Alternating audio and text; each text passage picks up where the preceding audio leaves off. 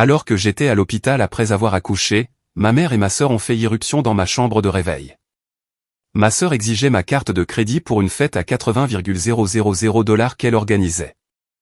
J'ai refusé et je lui ai dit, je t'ai déjà donné de grosses sommes d'argent 3 fois auparavant. Elle est devenue furieuse, m'a attrapé les cheveux, a tiré ma tête en arrière, et l'a claqué violemment contre le cadre du lit d'hôpital. J'ai crié de douleur. Les infirmières ont commencé à accourir. Mais ce que ma mère a fait ensuite dépasser l'imagination, elle a saisi mon nouveau-né du berceau et l'a tenu au-dessus de la fenêtre en disant « Donne-nous la carte ou je la lâche ». Mon père, qui était là, a ajouté « Donne-leur juste ce qu'elles veulent ». Mon frère retenait les infirmières. C'est une affaire de famille. Ma sœur m'a tordu le bras. Donne-la maintenant. Je hurlais pour appeler la sécurité pendant que ma mère balançait mon bébé de quelques heures, menaçant de le lâcher. Ce qui s'est passé ensuite a tout changé lorsque la sécurité de l'hôpital a fait irruption. Les lumières fluorescentes de la salle de réveil semblaient trop vives pour mes yeux épuisés. J'avais donné naissance à ma fille, Nathalie, à peine 4 heures plus tôt, et chaque muscle de mon corps me faisait souffrir d'une fatigue profonde, ancrée jusqu'aux os, une lassitude que je n'avais jamais ressentie auparavant. Mon mari, James, était sorti pour aller chercher un café à la cafétéria, me laissant seul avec notre nouveau-né endormi dans son berceau, juste à côté de mon lit. Ce moment de paix a volé en éclats lorsque la porte de ma chambre s'est ouverte avec suffisamment de force pour cogner contre le mur. Ma mère, Lorraine, est entrée la première, son sac à main de créateur se balançant à son coude. Derrière elle suivait ma sœur, Véronica, parlant déjà avant même d'être complètement entrée dans la pièce. Mon frère, Kenneth, a suivi, refermant la porte d'un clic décisif qui a noué mon estomac d'appréhension. Mon père, Gérald, fermait la marche, son expression illisible alors qu'il se positionnait près de l'entrée. Nous devons parler d'argent, a annoncé Véronica, sans prendre la peine de saluer ni de prêter attention au bébé qui dormait paisiblement à quelques mètres de là. Elle a sorti un papier plié de son sac à main et l'a agité dans ma direction. Je prépare une fête d'anniversaire pour Travis et moi. Cela fait 10 ans que nous sommes mariés et je mérite quelque chose de spectaculaire. J'ai lutté pour me redresser, grimaçant alors qu'une douleur traversait mon abdomen. Véronica, je viens d'avoir un bébé. Est-ce que ça peut attendre? Non, ça ne peut pas attendre. Elle s'est approchée du lit, ses talons claquant contre le sol en linoléum. Le lieu exige un acompte d'ici demain, et j'ai besoin de ta carte de crédit. Le total sera d'environ 80,000 $. Ma mâchoire est tombée. 80,000 $? Es-tu complètement sérieuse là? Lorraine s'est avancée, sa voix prenant ce ton mielleux qu'elle utilisait quand elle voulait quelque chose. Chérie, la famille est de la famille. Tu as les moyens, et Véronica mérite cette célébration. 10 ans de mariage, c'est une étape importante. Je t'ai donné 40,000 $ l'année dernière pour la rénovation de ta cuisine que tu n'as jamais terminée, ai-je dit, en regardant ma mère droit dans les yeux. Et Véronica, j'ai remboursé ton prêt auto l'année précédente, ce qui représentait 35,000 $. Avant cela, j'ai couvert les frais de ton mariage, qui ont dépassé les 60,000 $. Je vous ai déjà donné des sommes énormes à 3 reprises. Le visage de Véronica est devenu rouge écarlate. C'étaient des situations différentes. C'est mon anniversaire, et je veux qu'il soit parfait. Travis s'attend à quelque chose d'incroyable, et j'ai déjà dit à tout le monde que nous le ferions au Grand View Estate. Alors tu aurais dû économiser pour ça, ai-je répondu, essayant de garder une voix stable malgré la fureur qui montait dans ma poitrine. Je ne financerai pas une autre de tes fêtes. L'expression de ma sœur s'est transformée en quelque chose de hideux. Elle s'est jetée en avant que je puisse réagir, ses doigts s'en mêlant dans mes cheveux. La douleur a été immédiate et choquante alors qu'elle tirait ma tête en arrière. J'ai à peine eu le temps de crier avant qu'elle ne claque mon crâne contre le cadre métallique du lit. Des étoiles ont explosé devant mes yeux, et un craquement écœurant a résonné dans la pièce. Espèce de sorcière égoïste, a hurlé Véronica, maintenant sa prise sur mes cheveux. Après tout ce que nous avons fait pour toi. J'ai crié, le son s'arrachant de ma gorge alors que l'agonie irradiait dans ma tête. La porte s'est ouverte brusquement et 2 infirmières se sont précipitées à l'intérieur, leur visage passant de l'inquiétude professionnelle à l'horreur en découvrant la scène. Lâchez-la tout de suite, a ordonné la première infirmière, s'avançant vers le lit. Kenneth s'est mis en travers de son chemin, sa carrure bloquant son approche. C'est une affaire de famille. Vous devez reculer et nous laisser gérer ça. La deuxième infirmière a tendu la main vers le bouton d'appel près de mon lit, mais Lorraine a bougé avec une rapidité surprenante pour une femme de son âge. Elle s'est dirigée vers le berceau où dormait Nathalie, ses mouvements délibérés et calculés. Mon cœur s'est arrêté lorsqu'elle a soulevé mon nouveau-né des couvertures. « Maman, qu'est-ce que tu fais ?» Ma voix est sortie étranglée par la terreur. Lorraine a porté ma fille vers la fenêtre. Avant même que je puisse assimiler ce qu'elle faisait, elle l'a ouverte brusquement, forçant le mécanisme de sécurité qui limitait normalement l'ouverture à quelques centimètres. La fenêtre s'est ouverte en grand. Nous étions au 4e étage. Tout mon corps s'est glacé alors qu'elle ajustait sa prise sur Nathalie, la positionnant plus près de l'ouverture. « Donne-nous la carte de crédit », a dit ma mère, d'une voix étrangement calme. « Donne-la-nous tout de suite ou je la lâche. » Le temps a semblé ralentir. Mon nouveau-né, à peine âgé de 4 heures, pendait dans les bras de ma mère près d'une fenêtre ouverte. Les infirmières restaient figées, leur formation ne les ayant jamais préparées à voir une grand-mère menacer son propre petit enfant. « Tu es folle » ai-je crié, me débattant contre la prise de Véronica sur mes cheveux. « C'est ta petite fille. »« C'est un moyen de pression », a répondu froidement Lorraine. « Tu es devenue trop égoïste, pensant que ton argent n'appartient qu'à toi. Nous sommes ta famille. Tout ce que tu as devrait être partagé avec nous. » Gérald a pris la parole depuis sa position près de la porte. « Donne-leur juste ce qu'elles veulent. Facilite les choses pour tout le monde. Ça ne vaut pas la peine de se battre. » Pas la peine de se battre ? Je ne pouvais pas croire ce que j'entendais de la bouche de mon propre père. Elle menace de lâcher mon bébé. Véronica a tordu mon bras dans mon dos, envoyant de nouvelles vagues de douleur à travers mon corps déjà traumatisé. Donne la carte maintenant. Arrête d'être si difficile. Je hurlais pour appeler la sécurité, ma voix rauque et désespérée. Nathalie a commencé à pleurer, ses vagissements de nouveau-né perçant le chaos. Kenneth continuait de bloquer les infirmières qui appelaient frénétiquement des renforts sur leurs appareils de communication. « Tu as 3 secondes, a dit Lorraine, déplaçant Nathalie encore plus près de la fenêtre. La brise matinale faisait onduler la couverture d'hôpital du bébé. 3, 2. La porte a explosé vers l'intérieur alors que 3 agents de sécurité faisaient irruption dans la pièce, suivis de James, dont le visage est devenu livide en découvrant la scène devant lui. Il s'est jeté sur Kenneth, prenant mon frère au dépourvu et le faisant trébucher en arrière. Les infirmières se sont précipitées en avant, et l'une d'elles a foncé droit sur Lorraine. « Posez le bébé » a hurlé le chef de la sécurité, la main sur sa radio.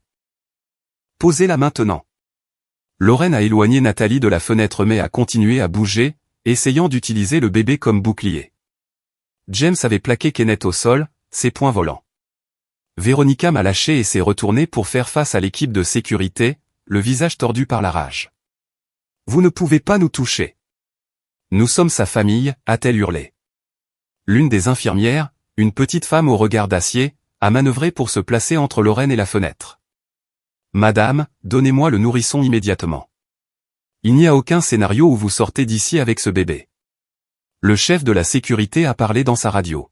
« Nous avons besoin de la présence de la police à l'hôpital Mémorial, 4e étage, maternité. Nous avons une agression en cours et un nourrisson en danger. » Ces mots ont semblé pénétrer la détermination de Lorraine. Ses yeux se sont écarquillés lorsqu'elle a réalisé que la police avait été appelée. L'infirmière a profité de sa distraction momentanée pour prendre Nathalie de ses bras, fermement mais avec précaution.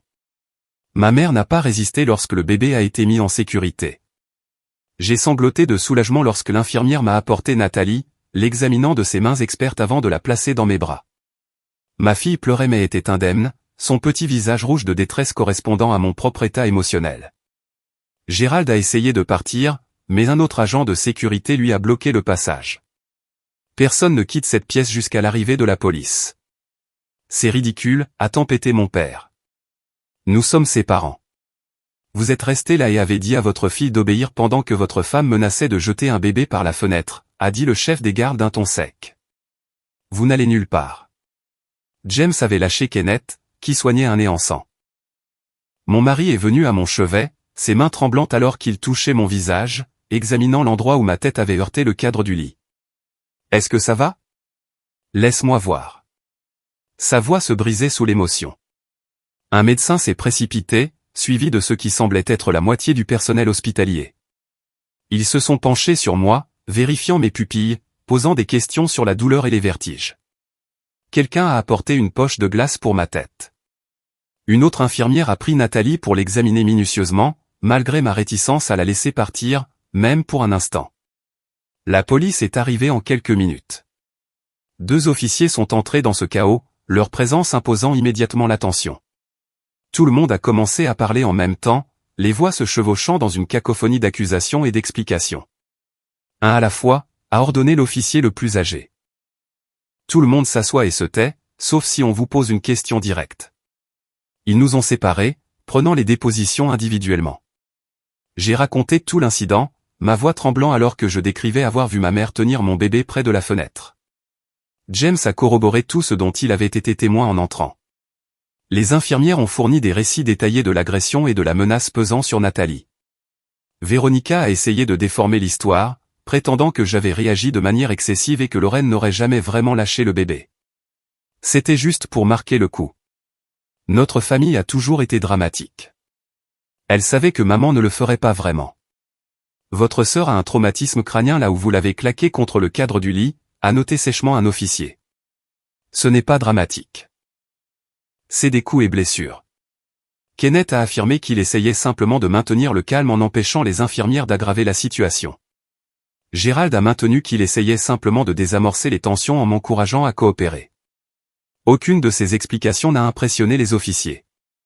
L'administration de l'hôpital est arrivée, y compris le chef de la sécurité et un défenseur des patients. Ils étaient horrifiés par ce qui s'était passé dans leurs locaux. La défenseur des patients s'est assise avec moi, m'expliquant mes droits et l'engagement de l'hôpital à porter plainte en mon nom pour l'agression, quelle que soit ma décision personnelle de poursuivre. Nous avons une tolérance zéro pour la violence envers les patients, a-t-elle dit fermement. Ce qui est arrivé à vous et à votre bébé est inadmissible. La police les a arrêtés tous les 4. Véronica hurlait au traitement injuste alors que les menottes claquaient autour de ses poignets. Lorraine restait étrangement silencieuse, le visage vide alors qu'on lui lisait ses droits. Kenneth a protesté bruyamment contre la brutalité policière lorsqu'ils ont sécurisé ses mains dans son dos. Gérald essayait de raisonner les officiers, insistant sur le fait qu'il y avait eu un malentendu. Alors qu'ils étaient emmenés, Véronica s'est retournée pour me regarder. « Tu vas le regretter. La famille est censée pardonner. » « La famille n'est pas censée s'agresser mutuellement ou menacer des bébés, ai-je répondu en criant, me surprenant moi-même par la force de ma voix. Après leur départ, la chambre d'hôpital semblait étrangement calme malgré le personnel restant. Un conseiller en traumatologie est apparu pour offrir des services de soutien. Une assistante sociale est venue discuter de la planification de la sécurité. Le médecin traitant ma blessure à la tête a recommandé un scanner pour écarter une commotion cérébrale, et j'ai été transféré en radiologie pendant que James restait avec Nathalie. Le scanner a révélé une légère commotion cérébrale, mais aucune fracture. J'ai reçu des instructions strictes concernant la surveillance des symptômes et l'importance du repos, ce qui semblait presque risible étant donné que j'avais un nouveau-né à charge. Il voulait prolonger mon séjour à l'hôpital pour observation, à la fois pour la commotion et pour s'assurer que mon état émotionnel était stable. Les parents de James sont arrivés ce soir-là, après avoir conduit 3 heures suite à son appel. Sa mère, Vivien, m'a jeté un coup d'œil et a éclaté en sanglots avant de se ressaisir et de devenir férocement pragmatique. Son père, Ronald, a parlé avec la sécurité de l'hôpital d'une protection renforcée pendant le reste de mon séjour. Personne n'entre dans cette chambre sans une permission explicite de toi ou de James, a dit Ronald. Je me fiche qu'ils prétendent être de la famille. Au cours des 24 heures suivantes, l'histoire s'est déroulée à travers les rapports de police et les consultations juridiques. Véronica a été inculpée de coups et blessures. Lorraine risquait des accusations de mise en danger d'enfants, de mise en danger imprudente et d'agression. Kenneth a été inculpé d'obstruction et d'interférence avec le personnel hospitalier dans l'exercice de ses fonctions. Gérald a reçu des accusations pour complicité dans les crimes et non-assistance à personne en danger. Une avocate des victimes m'a contacté, m'expliquant le processus juridique à venir. Elle m'a aidé à obtenir une ordonnance restrictive contre 4, que le juge a accordée immédiatement étant donné la gravité de l'incident et l'implication d'un nouveau-né. L'ordonnance leur interdisait d'approcher à moins de 150 mètres de moi, de James, de Nathalie ou de notre domicile. La sœur de ma mère, Fiona, a appelé 2 jours plus tard, ayant entendu parler des arrestations par le téléphone arabe familial. Elle était le seul membre de ma famille élargie avec qui j'avais gardé une relation décente, principalement parce qu'elle avait déménagé dans l'Oregon des années auparavant et ne communiquait avec le reste de la famille que de manière sporadique. J'ai toujours su que Lorraine avait des problèmes avec les limites et l'argent, a dit Fiona au téléphone, la voix lourde de tristesse. Mais ça dépasse tout ce que j'imaginais. Est-ce que toi et le bébé allez vraiment bien? Physiquement, nous allons bien, lui ai-je dit, ajustant Nathalie dans mes bras. Émotionnellement, c'est une autre histoire. Je ne te blâme pas du tout. Ce qu'elle a fait était monstrueux. Fiona a marqué une pause. Je veux que tu saches que je suis là si tu as besoin de quoi que ce soit, et je dis bien quoi que ce soit. Si tu as besoin de quelqu'un pour témoigner sur la dynamique familiale, je le ferai. Son soutien signifiait plus que je ne pouvais l'exprimer. Cela aidait à contrer les messages que je recevais d'autres membres de la famille, dont la plupart prenaient le parti de ma mère. Selon eux, je déchirais la famille pour une histoire d'argent et je montais les choses en épingle. Ma tante Teresa a envoyé un SMS particulièrement venimeux m'accusant de gâcher la vie de tout le monde en impliquant la police. Tu aurais juste pu donner l'argent à Véronica. Maintenant regarde ce que tu as fait. Ta mère risque d'aller en prison parce que tu es égoïste. J'ai bloqué son numéro ainsi que plusieurs autres.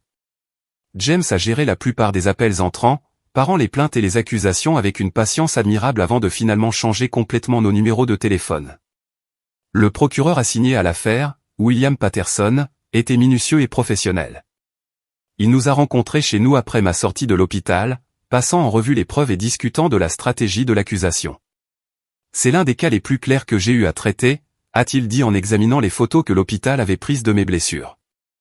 Nous avons de multiples témoins, des preuves physiques et les propres déclarations des accusés qui jouent contre eux. Votre mère a admis avoir tenu le bébé près de la fenêtre. Votre sœur a admis vous avoir frappé. Leur défense consiste essentiellement à dire qu'ils ne pensaient pas que c'était grand-chose. À quel genre de peine doit-on s'attendre, a demandé James, sa main trouvant la mienne. Compte tenu de la gravité, en particulier des accusations de mise en danger d'enfants, votre mère pourrait faire face à une peine de prison importante si elle est reconnue coupable. Les autres font face à des conséquences moindres mais toujours sérieuses. Cependant, je m'attends à ce que les avocats de la défense fassent pression pour des accords de plaidoyer. L'audience préliminaire a eu lieu 3 semaines plus tard. J'y ai assisté avec James et ses parents, laissant Nathalie avec la sœur de Vivien. Entrer dans ce tribunal et voir ma famille assise à la table de la défense semblait surréaliste. Ils avaient tous l'air diminués d'une certaine manière, plus petits que dans mon souvenir. L'avocat de Lorraine a essayé d'argumenter que ses actions avaient été mal interprétées, qu'elle n'avait jamais eu l'intention de faire vraiment du mal. Le procureur a présenté le témoignage de l'infirmière, décrivant avec un détail clinique à quel point ma mère avait tenu Nathalie près de la fenêtre, comment le bébé avait été positionné, et la hauteur de la chute jusqu'au sol en contrebas.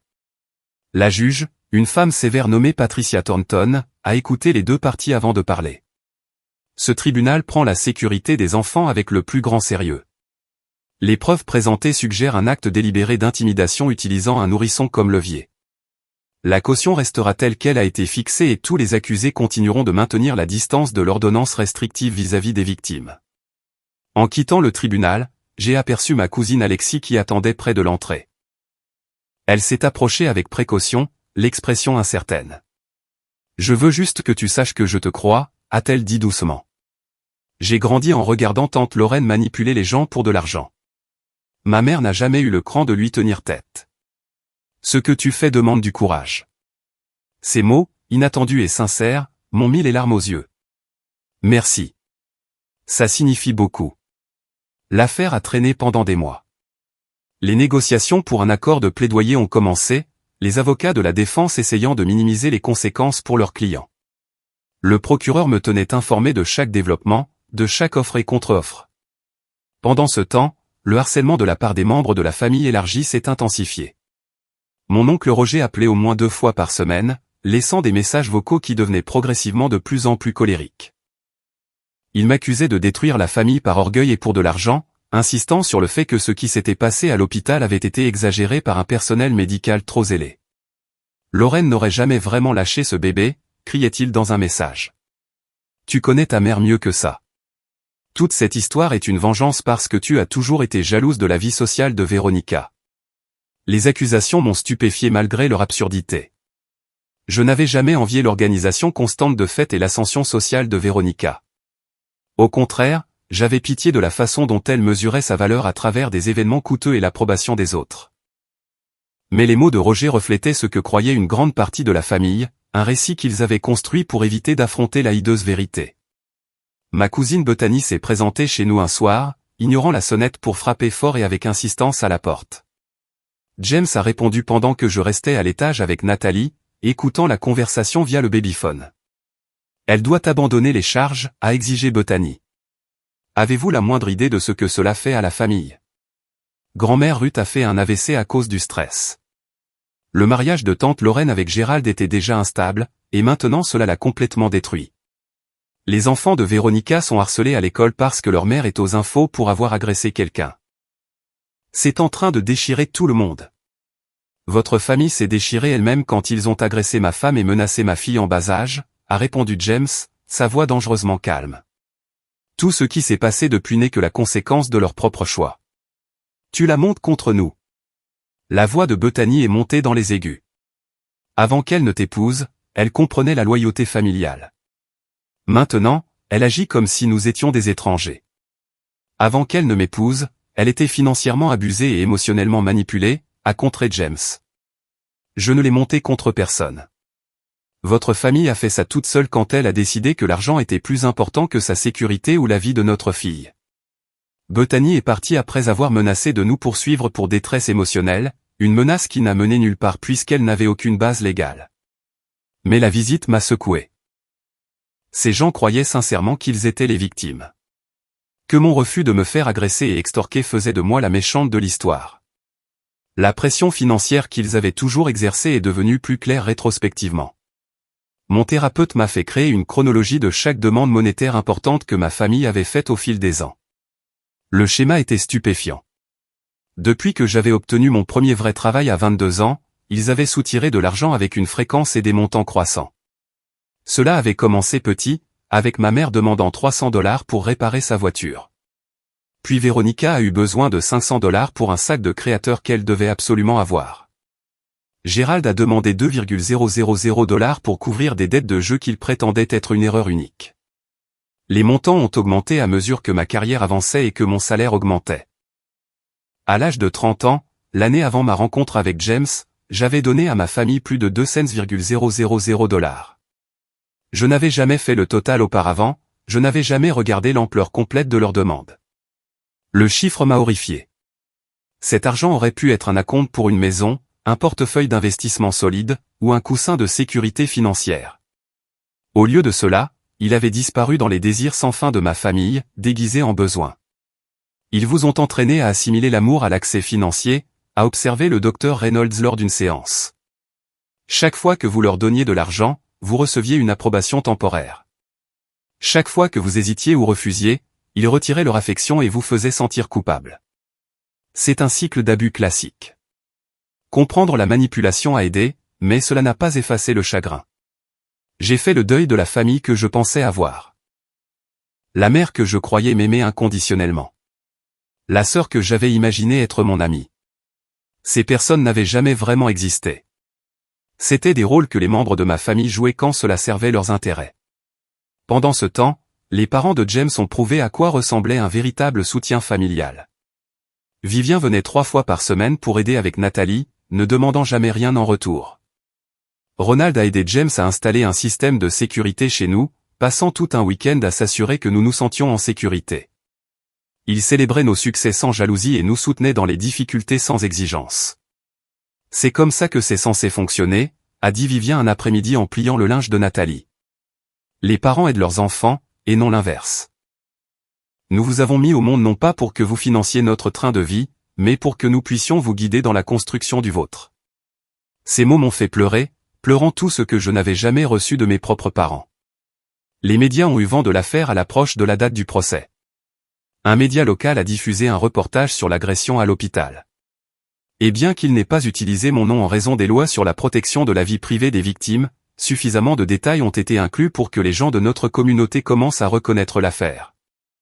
J'ai reçu des messages de connaissances exprimant choc et soutien, mais aussi d'étrangers qui se sentaient en droit de partager leurs opinions sur le pardon familial. Un email particulièrement méchant est venu de quelqu'un prétendant être thérapeute familial. Les enfants doivent respect et soutien à leurs parents, surtout en temps de crise. Votre mère a clairement agi par désespoir. Et vos poursuites vindicatives montrent un manque fondamental de compassion et de maturité. Vous devriez chercher la réconciliation par la thérapie familiale, pas détruire vos relations par le système judiciaire. Je l'ai supprimé sans répondre, mais les mots m'ont hanté. Une partie de moi portait encore cette culpabilité enracinée, cette voix insistant sur le fait que les bonnes filles n'envoient pas leur mère en prison. La thérapie m'a aidé à combattre ces pensées, mais elles persistaient comme de la fumée, toxiques même en petite quantité. L'avocat de Véronica a pris contact en premier, proposant un accord où elle plaiderait coupable d'agression simple en échange de cours de gestion de la colère et d'une probation. J'ai dit au procureur que je voulais qu'elle fasse face à de vraies conséquences, pas juste une tape sur les doigts. Elle m'a arraché des touffes de cheveux et m'a donné une commotion cérébrale quelques heures après que j'ai accouché, ai-je dit. Les cours de gestion de la colère ne traitent pas ce niveau de violence. Le procureur a accepté et a rejeté l'accord. Le cas de Véronica est allé au procès en premier, prévu 6 mois après l'incident. J'ai dû témoigner, racontant l'attaque en détail devant un jury. La défense a essayé de me dépeindre comme vindicative, comme quelqu'un qui avait toujours envié le bonheur de sa sœur. Le témoignage de James a dévasté ce récit. Il a décrit la scène dans laquelle il était entré, sa voix se brisant alors qu'il racontait avoir vu notre nouveau-né tenu près de la fenêtre. Les infirmières ont témoigné de la gravité de ma blessure à la tête et de leur évaluation professionnelle du danger dans lequel Nathalie s'était trouvée. Le jury a délibéré pendant moins de 3 heures avant de déclarer Véronica coupable d'agression aggravée. La juge l'a condamnée à 18 mois de prison, suivi de 5 ans de probation. Elle a sangloté à la lecture de la sentence, regardant vers la galerie où son mari Travis était assis avec leurs 2 enfants. Kenneth a accepté un accord de plaidoyer peu après la condamnation de Véronica, plaidant coupable d'obstruction en échange de 6 mois de prison et de travaux d'intérêt général. Gérald a fait de même, recevant une peine similaire. Le cas de Lorraine était le plus sérieux, et son avocat s'est battu agressivement. Ils ont engagé des témoins experts pour témoigner de son état mental, prétendant qu'elle avait été soumise à un stress extrême et ne pensait pas clairement.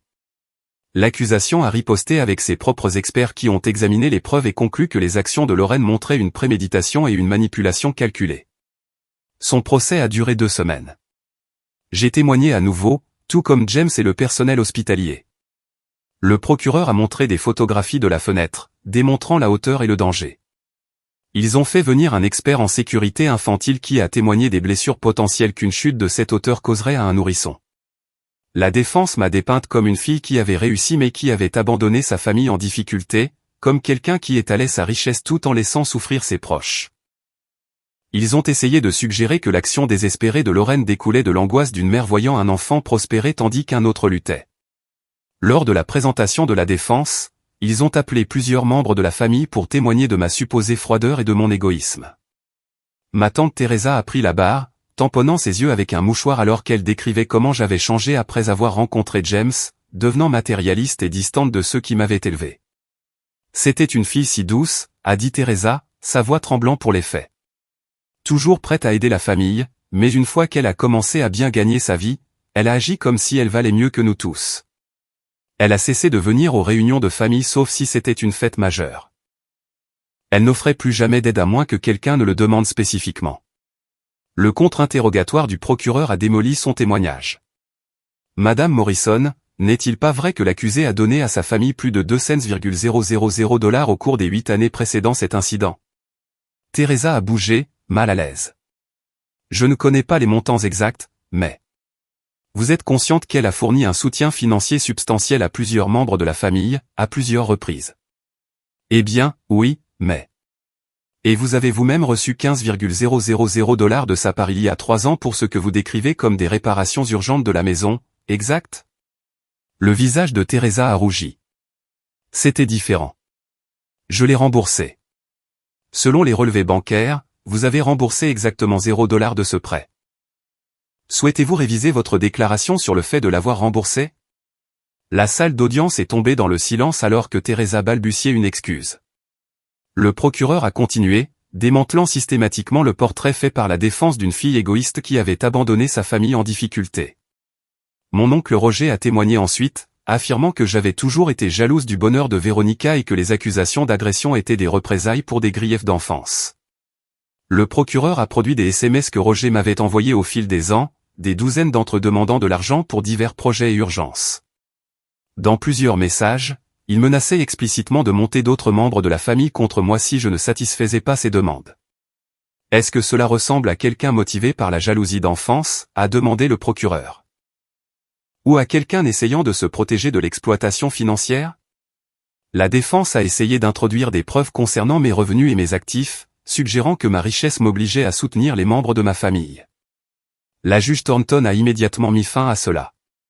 Le statut financier de la plaignante n'est pas pertinent pour savoir si l'accusé a commis une mise en danger d'enfant, a déclaré fermement la juge.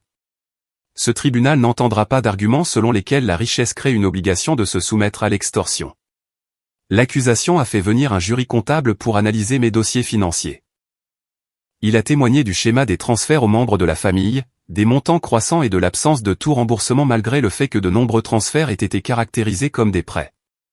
Selon mon opinion professionnelle, a déclaré le comptable, cela représente un schéma clair d'exploitation financière. Les demandes ont augmenté en fréquence et en montant au fil du temps, ce qui correspond à un abus croissant plutôt qu'à une véritable assistance temporaire. Lors du contre-interrogatoire, la défense a essayé de suggérer que j'avais donné l'argent librement par amour et devoir familial. Le comptable a riposté avec des données, montrant comment les demandes s'accompagnaient souvent de manipulations émotionnelles et de menaces d'exclusion familiale si je ne m'y pliais pas. Une psychologue légale a témoigné sur le contrôle coercitif et l'abus financier au sein des familles. Elle a expliqué comment les abuseurs préparent leurs victimes dès l'enfance à accepter l'exploitation comme normale, comment ils utilisent la culpabilité et l'obligation comme des armes, et comment ils intensifient leurs actions lorsque les victimes commencent à établir des limites. L'agression à l'hôpital représente un schéma d'escalade typique, a expliqué la psychologue. Lorsque la victime a finalement refusé une demande, les abuseurs ont répondu par la violence et les menaces, tentant de reprendre le contrôle par l'intimidation. L'implication du nourrisson reflète jusqu'où ils étaient prêts à aller pour maintenir leur accès aux ressources de la victime. Ce témoignage a visiblement affecté le jury. Plusieurs membres ont pris de nombreuses notes, leurs expressions devenant plus sévères à mesure que la psychologue détaillait les tactiques de manipulation que ma famille avait employées.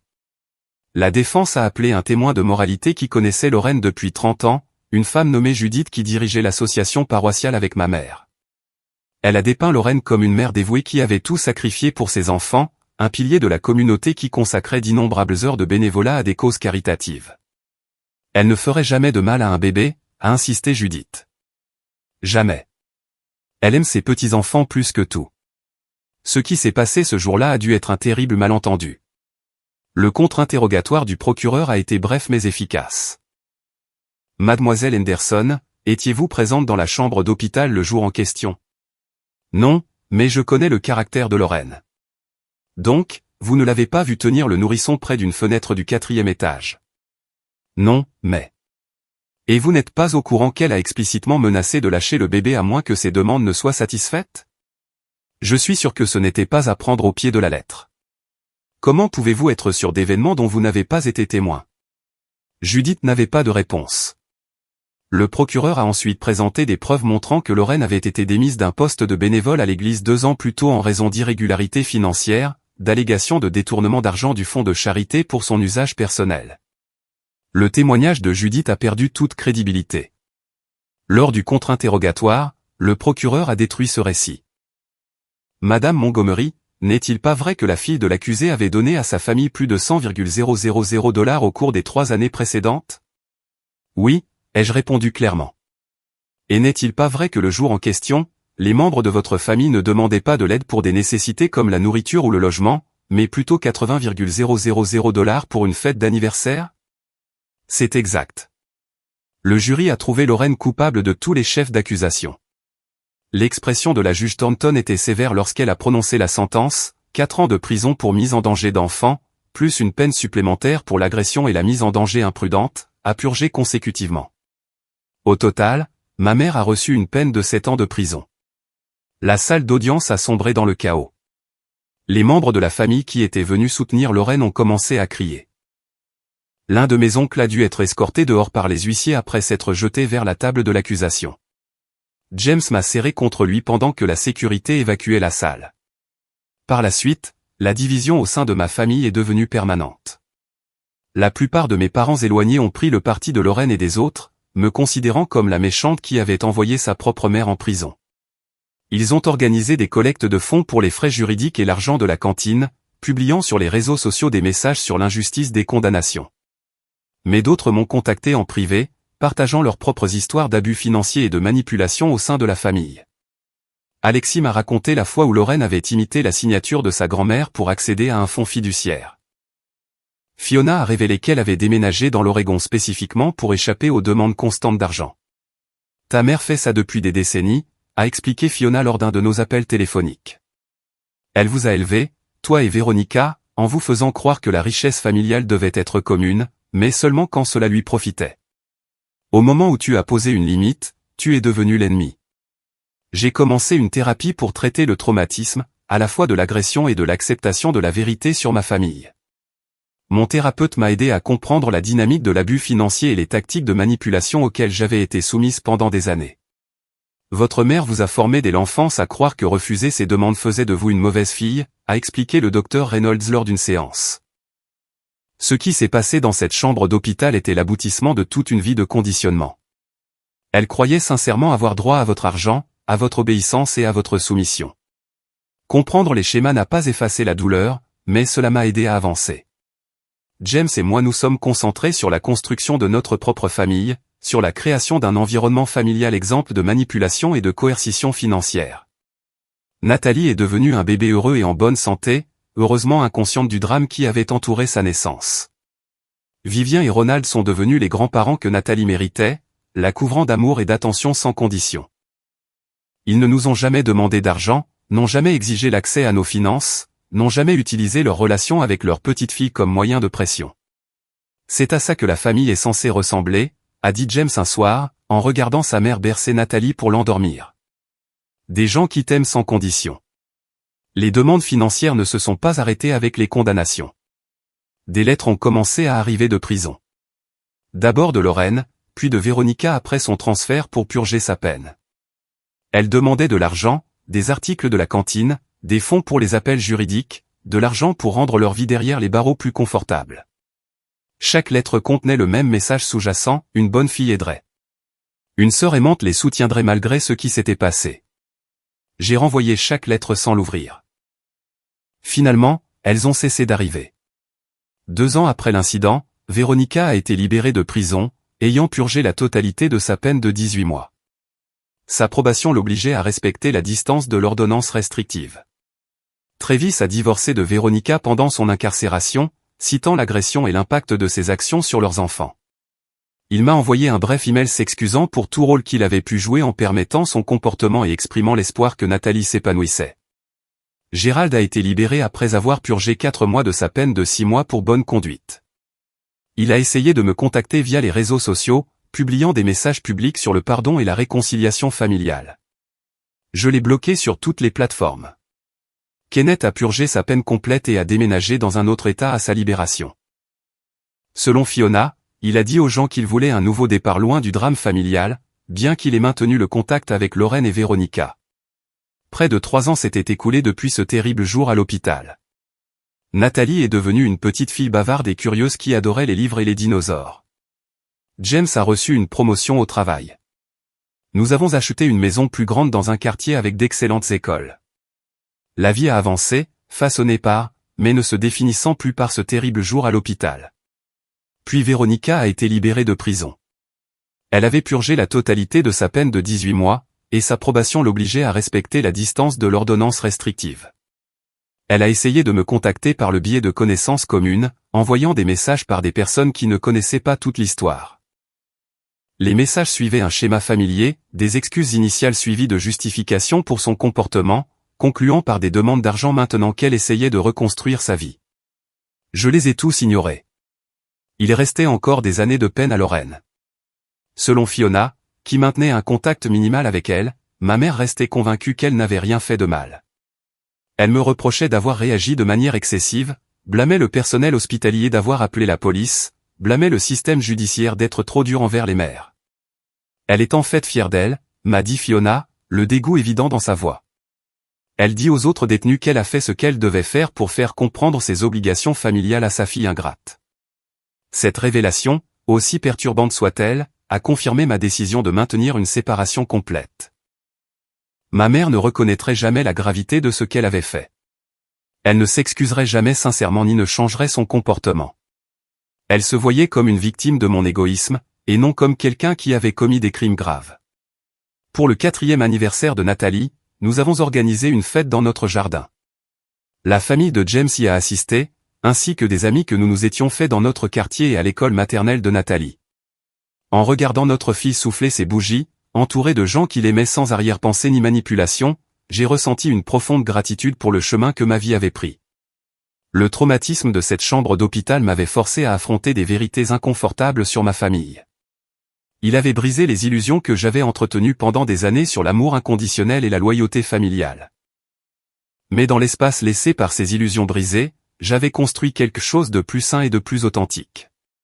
Parfois, je m'interrogeais sur des scénarios alternatifs. Et si je leur avais donné la carte de crédit ce jour-là? Et si j'avais continué à permettre leur comportement, sacrifiant ma propre sécurité financière et mon bien-être émotionnel pour maintenir la paix familiale? La réponse était claire. Les demandes ne se seraient jamais arrêtées. La manipulation aurait continué, s'intensifiant probablement jusqu'à ce que quelque chose d'encore pire se produise. Ma décision de porter plainte, de témoigner, de les voir condamnés et sentenciés avait été la chose la plus difficile que j'ai jamais faite. Mais cela avait aussi été nécessaire. Cela avait établi des limites qui auraient dû exister depuis le début. Cela avait protégé non seulement moi et Nathalie, mais potentiellement de futures victimes de leur comportement manipulateur. James m'a trouvé debout dans la cuisine après la fête, en train de faire la vaisselle pendant que Nathalie faisait la sieste à l'étage. Il a passé ses bras autour de moi par derrière, posant son menton sur mon épaule. « À quoi penses-tu » a-t-il demandé doucement. « À quel point la vie aurait pu être différente, ai-je admis. À quel point nous avons failli perdre Nathalie ce jour-là. Mais nous ne l'avons pas perdue. Elle est à l'étage en train de dormir pour digérer le sucre de son gâteau d'anniversaire. Il m'a tourné pour me faire face. Tu as protégé notre fille. Tu as posé des limites. Tu as fait ce qu'il fallait faire. Je sais. C'est juste difficile parfois de savoir que la plupart des gens qui entendent l'histoire pensent que j'aurais dû leur pardonner maintenant. Ces gens n'ont pas vu leur mère balancer leur nouveau-né par une fenêtre du 4e étage, a dit James fermement. Ils n'ont pas leur mot à dire. Il avait raison, bien sûr. Les gens qui critiquaient mes choix n'avaient pas vécu la peur, la violation, la trahison. Ils n'avaient pas connu l'horreur unique de voir un parent menacer la vie de leur enfant pour de l'argent. Leur jugement, aussi bruyamment exprimé soit-il, ne signifiait finalement rien. Nathalie a appelé d'en haut, réveillée de sa sieste. Je suis allé la chercher, la prenant dans mes bras alors qu'elle frottait le sommeil de ses yeux. « Est-ce que tu t'es amusée à ta fête, ma chérie ?» ai-je demandé. « Tellement amusée. On peut faire une autre fête demain. » J'ai ri, embrassant son front. Les fêtes d'anniversaire, c'est une fois par an, tu te souviens? Mais on pourra jouer avec tous tes nouveaux jouets demain. En regardant le visage souriant de ma fille, j'ai su avec une certitude absolue que j'avais fait les bons choix. Chaque décision difficile, chaque confrontation douloureuse, chaque moment de doute avait mené à ceci, une enfant heureuse, en sécurité, qui grandirait en comprenant que l'amour ne devrait pas s'accompagner de conditions ou de menaces. Les cicatrices de ce jour à l'hôpital restaient, tant physiques qu'émotionnelles. Mais elles servaient de rappel de ma force, de ma capacité à protéger ce qui comptait le plus, de ma volonté de rester ferme, même lorsque cela me coûtait la famille que j'avais connue toute ma vie. Quelque part, Lorraine était assise dans une cellule de prison, peut-être encore convaincue d'avoir été lésée. Véronica complotait probablement son prochain coup, sa prochaine tentative pour soutirer de l'argent ou des faveurs. Kenneth et Gérald avaient disparu dans leur propre vie, racontant probablement des versions aseptisées des événements qui les dépeignaient comme des victimes incomprises. Qu'ils le fassent. J'avais tout ce dont j'avais besoin juste ici, une fille qui ne douterait jamais de mon amour, un mari qui s'était tenu à mes côtés dans les pires moments, et la certitude d'avoir choisi sa sécurité plutôt que leur manipulation. Cela valait plus que n'importe quelle somme d'argent, n'importe quel lien familial, n'importe quelle fausse paix construite sur mon silence et ma soumission. Le personnel de l'hôpital nous avait sauvés ce jour-là lorsqu'ils avaient fait irruption dans la chambre, lorsqu'ils avaient pris Nathalie des bras de Lorraine, lorsqu'ils avaient appelé la police malgré les protestations de ma famille. Mais le véritable sauvetage est venu dans les jours et les mois qui ont suivi, lorsque j'ai choisi de poursuivre la justice plutôt que le pardon, la responsabilité plutôt que la réconciliation. Certains ponts sont faits pour être brûlés. Certaines familles sont faites pour être laissées derrière soi, et certaines mères découvrent leur plus grande force non pas en maintenant des relations toxiques, mais dans le courage de les rompre complètement.